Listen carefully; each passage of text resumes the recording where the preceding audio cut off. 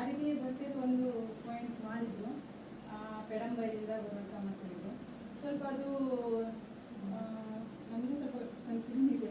ಯಾಕಂದ್ರೆ ನಾವು 3 ಕಿಲೋಮೀಟರ್ ಅಂತ ತಿಳ್ಕೊಂಡಿದ್ವಿ ಸರ್. 1 ಕಿಲೋಮೀಟರ್ ಸ್ವಲ್ಪ ದೂರದಿಂದ ಬರೋ ಮಕ್ಕಳಿಗೂ ಸಿಗುತ್ತೆ ಹೇಳೋದು ಒಂದು ಸ್ವಲ್ಪ ಚರ್ಚೆ ಆಯಿತು ಸರ್. ನಾವು ಅದನ್ನು ನೆಕ್ಸ್ಟ್ ಇಯರ್ ಅದನ್ನು ಪಾಯಿಂಟ್ ಮಾಡ್ಕೊಂಡು ಅದನ್ನು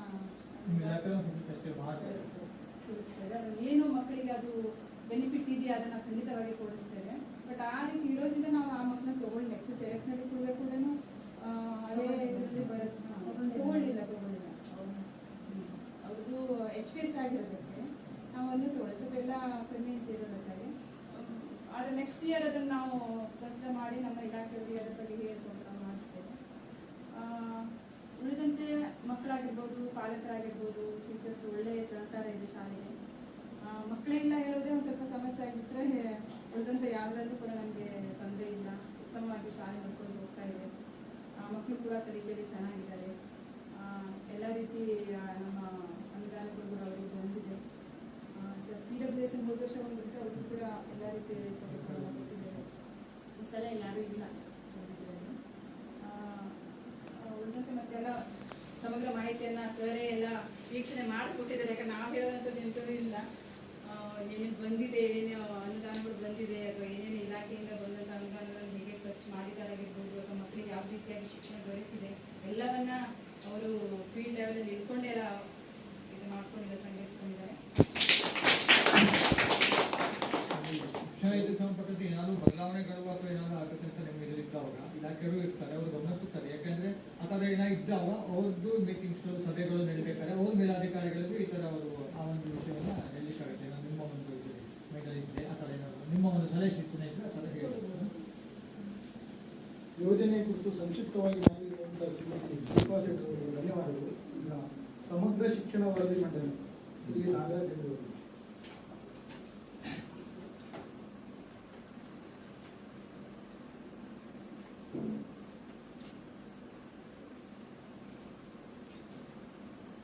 ಇಲ್ಲಿ ನಾವೇನಿದೆ 22-23ನೇ ಸಾಲಿಗೆ ಸಂಬಂಧಪಟ್ಟಂತೆ ಈ ಒಂದು ಸಮಗ್ರ ಶಿಕ್ಷಣ ನಾವೊಂದು ಸಾಮಾಜಿಕ ಪರಿಶೀಲನೆ ಮಾಡಿದ್ವಿ.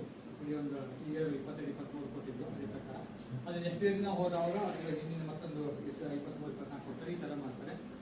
ಕೆಲವು ಮಧ್ಯಾಹ್ನ ವಿಶ್ವವಿದ್ಯಾಲಯ ನಾವು ಮಾಡಿದಾಗ ಈ ಹಾಲಿ ಏನು ನಡೀತಾ ಉಂಟು ಆ ಒಂದು ವರ್ಷದ್ದು ಕೊಟ್ಟಿದ್ದು ವಿಚಾರ ಮಾಡುವಾಗ ಅವು ನಾವು ಅದಕ್ಕೆ ಒಂದು ದಾಖಲಾತಿ ಇರಲಿ ಅಥವಾ ಮಾಹಿತಿಗಳಿರಲಿ ಅಥವಾ ಅನುದಾನ ಬಂದಿರಲಿ ಅಥವಾ ಭೌತಿಕವಾಗಿ ನಾವು ಪರಿಶೀಲನೆ ಮಾಡಿದ್ವಿ, ಅದನ್ನು ಕೂಡ ತಗೋತೀವಿ. ಇಲ್ಲಿ ಹಿಂದಿನ 22-23ಕ್ಕೆ ಕೊಟ್ಟಾಗ ನಾವು ಭೌತಿಕವಾಗಿ ಇಲ್ಲಿ ಬಂದಾಗ ಕೆಲವು ಪರಿಶೀಲನೆ ಮಾಡ್ತೀವಿ. ಅದು ಈಗಿಂದ ಒಂದು ವಾಸ್ತವಿಕ ಏನಿದೆ ಅದೇ ಇರುತ್ತೆ. ಈ ಏನು ಅನುದಾನ ಬಂದಿದ್ದು ಖರ್ಚು ಮಾಡುವಂಥದ್ದು ಕೆಲವು ಸವಲತ್ತುಗಳನ್ನು ನೀವು ಕೊಟ್ಟಿದ್ದು ಅದೆಲ್ಲ 22-23ಕ್ಕೆ ಸಂಬಂಧಪಟ್ಟಂತೆ ಬರುತ್ತೆ. ನಂತರ 23-24ರಲ್ಲಿ ಜಾತಿವಾರು ಮಕ್ಕಳ ಒಂದು ಸಂಖ್ಯೆ ನೋಡಿದಾಗ ಟೋಟಲಿ ಇತರೆ ಕ್ಲಾಸಲ್ಲೇ ಬರ್ತಿದ್ರು 14 ಮಕ್ಕಳು ಇದ್ದಿದ್ರು. ನಂತರ ಈ ಬಾರಿ 9 ಮಕ್ಕಳಿದ್ದಾರೆ. ಆ್ಯಕ್ಚುಲಿ ಮಕ್ಕಳ ಸಂಖ್ಯೆ ನೋಡಿದಾಗ ಕಡಿಮೆ ಆಗ್ತಾ ಇದೆ. ನಾವೆಲ್ಲ ಕಡೆ ನೋಡಿದಾಗ ಕೂಡ LP ಸ್ಕೂಲ್ಗಳಲ್ಲಿ ಅಥವಾ LV ಎಲ್ಲ ಕಡೆಯೂ ಕಡಿಮೆ ಆಗ್ತಾ ಇದ್ದಾರೆ. ಅದರಲ್ಲಿ LP ಶಾಲೆಗಳಲ್ಲಿ ಸಾಕಷ್ಟು ಮಕ್ಕಳ ಸಂಖ್ಯೆ ಕಡಿಮೆ ಆಗಿದೆ. ಇಲ್ಲಿ 9 ಮಕ್ಕಳು ನಾವು ನೋಡಿದಾಗ ನಾವು ಬಂದಂಥ ನಾವೇನಿದೆ ಈಗ 1ನೇ ತಾರೀಕಿಗೆ ನಾವು ಬಂದ ದಿನ ಹಾಜರಾತಿ ತೆಗೆದುಕೊಂಡಿದ್ವಿ. ಅಲ್ಲಿ 5 ಜನ ಮಕ್ಕಳು ಹುಡುಗರು ಮತ್ತು 4 ಜನ ಹುಡುಗಿಯರು ಟೋಟಲಿ 9 ಹಾಜರಾತಿ ಇದ್ದಿದ್ದು ನಮ್ಮ ಗಮನಕ್ಕೆ ಬಂದಿದೆ. ಅದೇ ಥರ ನಾವು ಹಿಂದಿನ ಅವಧಿಯಲ್ಲೂ ಕೂಡ ನಾವು 1 ತಿಂಗಳ ಹಿಂದಿನ ಮಾಹಿತಿಯಲ್ಲಿ ಕೂಡ ನಾವೇನಿದೆ ವಿದ್ಯಾರ್ಥಿಗಳ ಹಾಜರಾತಿಯನ್ನು ಪರಿಶೀಲನೆ ಮಾಡುವಾಗ ಕೂಡ 80% ಮೇಲ್ಗಡೆ ಇತ್ತು. 99 ಹಿಂಗೆ ಹೋಗಿದೆ. ಮಕ್ಕಳು ಯಾರು ಹೆಚ್ಚಿದ್ದರು ಅಥವಾ ದೀರ್ಘಕಾಲ ರಜೆ ಆಗ್ತಾ ಅಂತ ಮಕ್ಕಳು ಆ ಥರ ನಮಗೆ ಇಲ್ಲಿ ಕಂಡು ಬಂದಿದೆ. ಈ ಅನುದಾನವನ್ನು ನೋಡಿದಾಗ 22-23ರ 1/4/22ಕ್ಕೆ 8,967 ರೂಪಾಯಿ ಪ್ರಾರಂಭಿಕ ಶುಲ್ಕ ಇತ್ತು. ಶಾಲಾ ಅನುದಾನ ಅಂತ 3,600 ರೂಪಾಯಿ ಬಂದಿದೆ. ಅದಕ್ಕೆ ಬ್ಯಾಂಕ್ ಇಂಟ್ರೆಸ್ಟು 334 ರೂಪಾಯಿ. ಶೂ ಮತ್ತು ಸಾಕ್ಸ್ ಅನುದಾನ ಅಂತ 3,445 ರೂಪಾಯಿ.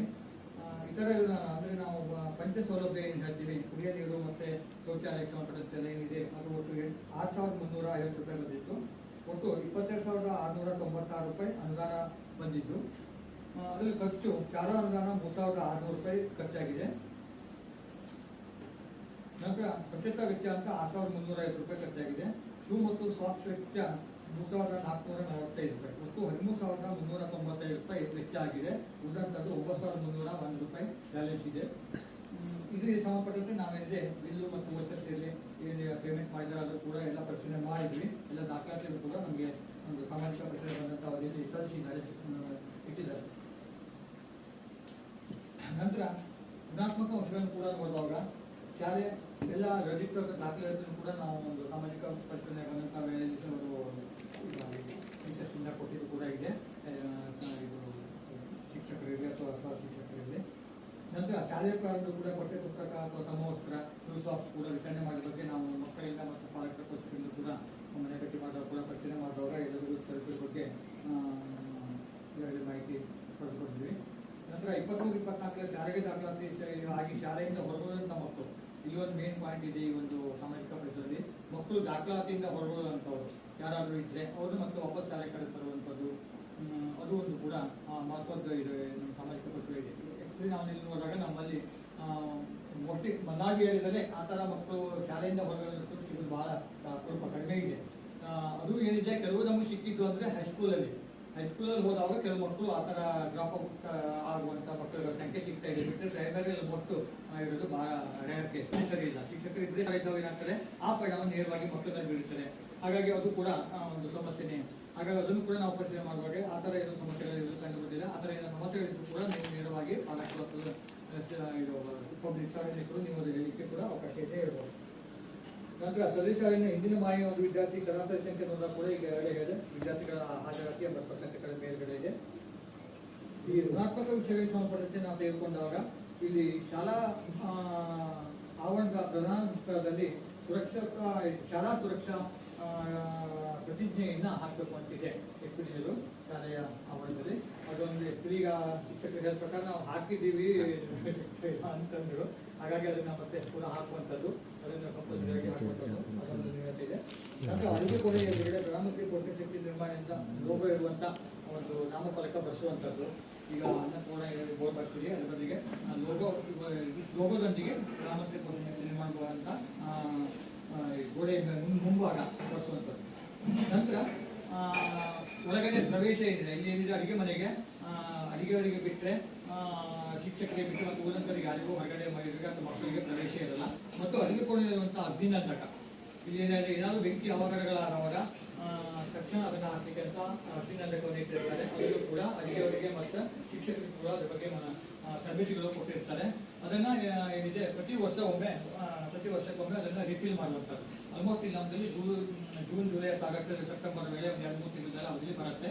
ಅದನ್ನು ಈಗ ಆ್ಯಕ್ಚುಲಿ ರಿಫಿಲ್ ಆಗಿಲ್ಲ ಅನ್ನೋದು ನೆಕ್ಸ್ಟ್ ಅದೇನಿದೆ ಯೂಸಿ ಬರಲ್ಲ, 1 ಇಯರ್ಗೆ ಇದು ಎಕ್ಸ್ಪೈರ್ಡ್ ಆಗುತ್ತೆ. ನಂತರ ಅಡುಗೆ ಇದು ದೂರದಿಂದ ಬರುವಂಥ ಮಕ್ಕಳಿಗೆ ನಾವೇನಿದೆ ಸಾರಿಗೆ ಭತ್ಯೆಯನ್ನು ಕೊಡುವಂಥದ್ದು. ಇಲ್ಲಿ ಏನಾದರೂ ನಾವು ನೋಡಿದಾಗ 1 ಕಿಲೋಮೀಟರ್ LP ಸ್ಕೂಲ್ಗಳಿಗೆ 1 ಕಿಲೋಮೀಟರ್ ಎಬೋ 1 ಕಿಲೋಮೀಟರ್ 1 ಕಿಲೋಮೀಟರ್ ಮೇಲ್ಪಟ್ಟು ಕಿಲೋಮೀಟರ್ ಮೇಲೆ ಬರುತ್ತೆ. ಅದೇ LP ಎಲ್ಲ ಅದು ಕೂಡ 5ನೇ ತರಗತಿಗೆ 1 ಕಿಲೋಮೀಟರ್ ಮೇಲೆ ಬರುತ್ತೆ, 6-7ಗೆ 3 ಕಿಲೋಮೀಟರ್ ಮೇಲೆ ಬರುತ್ತೆ, ಹೈಸ್ಕೂಲಿಗೆ 5 ಕಿಲೋಮೀಟರ್ ಮೇಲೆ ಬರುತ್ತೆ. ಈ ಥರ ಇದ್ದಂಥ ಮಕ್ಕಳಿಗೆ ಅವರಿಗೆ ಪ್ರತಿ ವಾರ್ಷಿಕವಾಗಿ 6,000 ರೂಪಾಯಿಯನ್ನು ಸಾರಿಗೆ ವೆಚ್ಚ ಅಂತ ಕೊಡುವಂಥದ್ದು. ಅಲ್ಲಿ ಏನಿದೆ ಅಲ್ಲೂ ಕೆಲವು ಕಂಡೀಷನ್ಸ್ ಷರತ್ತುಗಳಿದ್ದಾವೆ. ಅಂದರೆ ಆ ಮಕ್ಕಳು ಏನಿದೆ ಅವರು ಹತ್ತಿರದ ಶಾಲೆ ಬಿಟ್ಟು, ಅಂದರೆ ಈಗ ಇದೇ ಶಾಲೆಯಲ್ಲಿ ಅವ್ರು ಓದುವಂಥ ಮಕ್ಕಳು ಇಲ್ಲಿ ಓದೋದು ಬಿಟ್ಕೊಂಡು ಇದೇ ತರಗತಿ ಹೊಂದಿದ್ದಂಥ ಇಲ್ಲಿದ್ದಂಥ ಇದು ಬಿಟ್ಟುಕೊಂಡು ಬೇರೆ ಕಡೆ ಇದ್ದಂಥ ಶಾಲೆಗಳಿಗೆ ಹೋದರೆ 3 ಕಿಲೋಮೀಟರ್ 2 ಕಿಲೋಮೀಟರ್ ಆ ಶಾಲೆಗಳಿಗೆ ಹೋದರೆ ಅವರಿಗೆ ಆ ಸವಲತ್ತು ಬರಲ್ಲ. ಯಾಕೆಂದರೆ ಆ ಮಕ್ಕಳಿಗೋಸ್ಕರನೇ ಈ ಶಾಲೆ ಅವರ ಹತ್ತಿರದಲ್ಲಿ ಇರೋದ್ರಿಂದ ಅವರು ಅದನ್ನು ಬಿಟ್ಟು ಹೊರಗಡೆ ಹೋದಾಗ ಅವರಿಗೆ ಆ ಸವಲತ್ತಿಂದ ವಂಚಿತರಾಗ್ತಾರೆ, ಇಲ್ಲ ಅಂದರೆ ಅವರಿಗೆ ಸಿಗತ್ತೆ.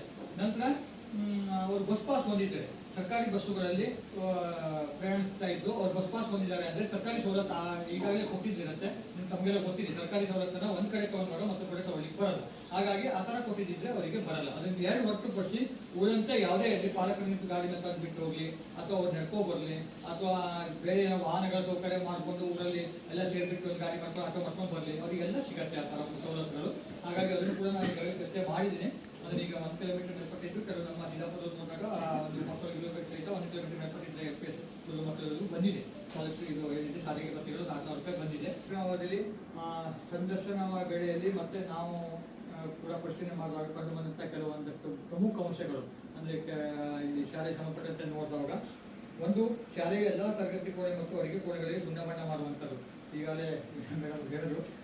ನಾವು ನೋಡಿದಾಗೆ ಮೊಟ್ಟೆ ಇಲ್ಲಿ ಈ ಶಿಕ್ಷಕರು ಕೇಳುವಾಗ ಇವರು ಬಂದು 8-10 ವರ್ಷ ಏನಾಗಿದೆ, ಇಲ್ಲಿಂದ ಕೂಡ ಮೊಟ್ಟೆ ನನ್ನ ಪೇಂಟಿಂಗ್ ಆದಂಗಿಲ್ಲ, ಸುಣ್ಣ ಬಣ್ಣ ಆಗಿಲ್ಲ. ಅದು ಅಡುಗೆ ಮನೆಗೂ ಕೂಡ ಏನಿದೆ ಅಂದ್ರೆ ಪ್ರತಿ ವರ್ಷಕ್ಕೊಮ್ಮೆ ಶಾಲಾ ಏನು ಪ್ರಾರಂಭ ಏನು ಆಗ್ತದೆ ಆ ಒಂದು ಅವಧಿಯಲ್ಲಿ ಪ್ರತಿ ವರ್ಷ ಸುಣ್ಣ ಬಣ್ಣ ಕಂಪಲ್ಸರಿ ಮಾಡಬೇಕು ಇದೆ. ಯಾಕೆಂದ್ರೆ ಅದು ಅಡುಗೆ ಮನೆ ಸ್ವಚ್ಛತೆ ಇರಬೇಕು, ಅದಕ್ಕೋಸ್ಕರ ಅದೊಂದು ಉದ್ದೇಶ ಇದೆ.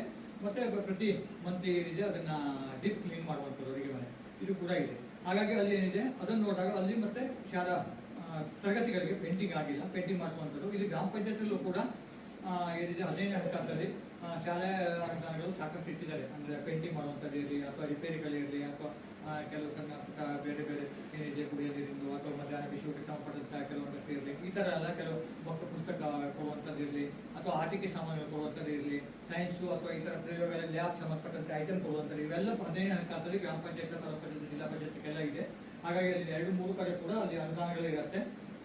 ಅಲ್ಲೂ ಕೂಡ ತಾವು ಗ್ರಾಮ ಪಂಚಾಯತ್ ಅಧಿಕಾರಿಗಳು ಕೊಟ್ಟಾಗ ಅಲ್ಲೂ ಕೂಡ ಅವರಿಗೆ ಅದನ್ನ ನೆಕ್ಸ್ಟ್ ಒಂದು ಕ್ರಿಯಾಜೆ ಮಾಡಿಕೊಂಡು ಹಾಕೊಳ್ಳಿಕ್ಕೆ ಕೂಡ ಅವಕಾಶ ಆಗುತ್ತೆ. ಅದಕ್ಕೋಸ್ಕರ ನಾವೇನು ಹೇಳಿದ್ರು ಕೂಡ ಇವತ್ತಿನ ಈ ರಿಪೋರ್ಟ್ ಕೂಡ ನಾವೇನಿದೆ ಟರಾವಾಗುತ್ತೆ ಇಲ್ಲಿ ಆ ಟರಾವ್ ಪ್ರತಿಯನ್ನು ಕೂಡ ಮತ್ತೆ ಗ್ರಾಮ ಪಂಚಾಯತಿಗೆ ಶಿಕ್ಷಣ ಇಲಾಖೆಗೆ ಕೊಟ್ಟುಬಿಟ್ಟು ಲೆಟರ್ ಮಾಡಿ ಪ್ರತಿಯನ್ನು ಕೊಟ್ಟುಬಿಟ್ಟು ರಿಸಿಪ್ಟ್ ಕೂಡ ತಗೊಂಡು ಬನ್ನಿ ಅಂತ ಈಗಾಗಲೇ ನಾವೆಲ್ಲ ಸಂಬಂಧಪಟ್ಟ ಶಾಲೆಗಳಿಗೆ ಕೂಡ ಹೇಳಿದ್ದೀವಿ. ಈ ತರ ಯಾವುದೇ ಸಂಬಂಧಪಟ್ಟಂತೆ ಉಪಕರಣಗಳು ನಾವು ಶಾಲೆಯಲ್ಲಿ ಇಲ್ಲದೆ ಹೋಗಿದ್ದನ್ನು ಗಮನಿಸಿದ್ದೀವಿ. ಆಕ್ಚುಲಿ ಇವತ್ತಿನ ಒಂದು ದಿನದಲ್ಲಿ ನಾವು ನೋಡಿದಾಗೆ ಕೆಲವೊಂದಷ್ಟು ಆನ್ಲೈನ್ ಕ್ಲಾಸ್ಗಳ ತರಗತಿಗಳು ಮಾಡಲಿಕ್ಕೆ ಅಥವಾ ಗಣಕಕ್ಕೆ ಸಂಬಂಧಪಟ್ಟಂತೆ ಏನಾದರೂ ಮಕ್ಕಳು ಕಲಿಸುವಂಥದ್ದು ಇರಲಿ ಅಥವಾ ಶಾಲೆಗಳಿಗೆ ಏನಾದರೂ ಒಂದು ಯೂಸ್ ಆಗುವಂಥದ್ದು ಇರಲಿ, ಈ ಥರಗಳು